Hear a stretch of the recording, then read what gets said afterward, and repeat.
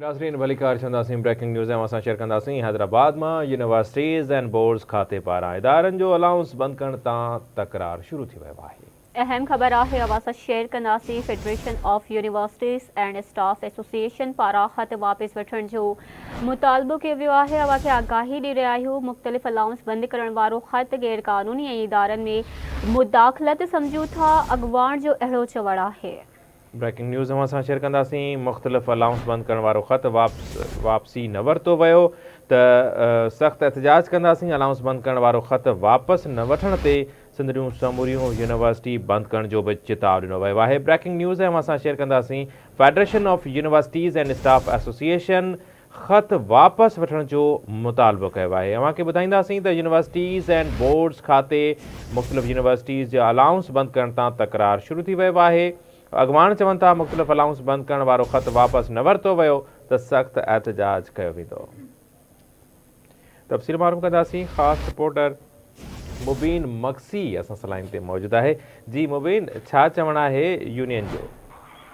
हाँ जी बिल्कुल, Sindh university and board खाते पारां इहो कल्ह जेको ख़त जारी कयो वियो त सभिनी रीतियुनि खे पाबंद बणायो वियो आहे त जेको ख़ुसूसी सिंडिकेट जो इजलास घुरायो वञे, जंहिंमें जेको आहे सो मुख़्तलिफ़ अलाउंस आहिनि उहे बंदि कया वञनि।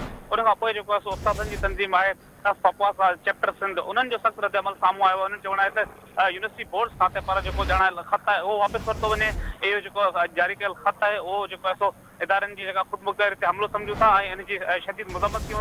हिननि चयो त जेकॾहिं फौरी तौर ते जेको ख़त आहे अलाउंस बंदि करण वारो ख़त आहे उहो वापसि न वरितो वियो त सिंध जूं जेके समूरी यूनिवर्सिटी आहिनि उहे बंदि कयूं वेंदियूं।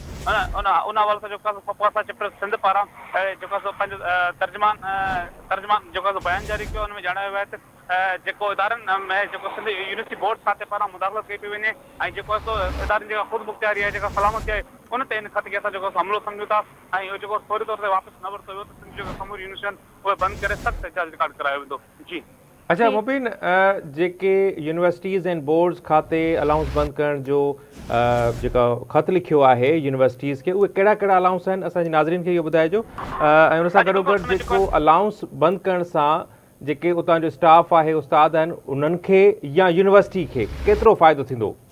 जेको उस्तादनि खे ॾिनो वेंदो आहे। उनखां अलावा टेलीफोन अलाउंस आहे, उनखां अलावा बोर्ची अलाउंस आहे, कंप्यूटर अलाउंस आहे, टीचिंग अलाउंस आहे, टेक्निकल अलाउंस आहे ऐं ॿिया जेके अलाउंस आहिनि उहे जेके आहिनि बंदि करण जो यूनिवर्सिटी एंड बोर्ड खाते पारां चयो आहे। उनखां अलावा इहो ॿुधाईंदा हलो त जेके वाइस चांसलर उहे ख़ुदि जेको आहे सो उस्तादनि जी तंज़ीम, ऑफिसरनि जी तंज़ीम, मुलाज़िमनि जी तंज़ीम आहिनि, उन्हनि जे आॾो जेको आहे सो मजबूर थियनि था।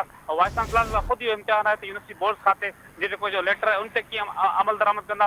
इन हवाले सां जेको आहे यूनिवर्सिटी बोर्ड जेको आहे सो वाइस चांसलर खे हिदायत कई आहे त ख़ुसूसी सिंडिकेट जो इजलास घुरायो वञे।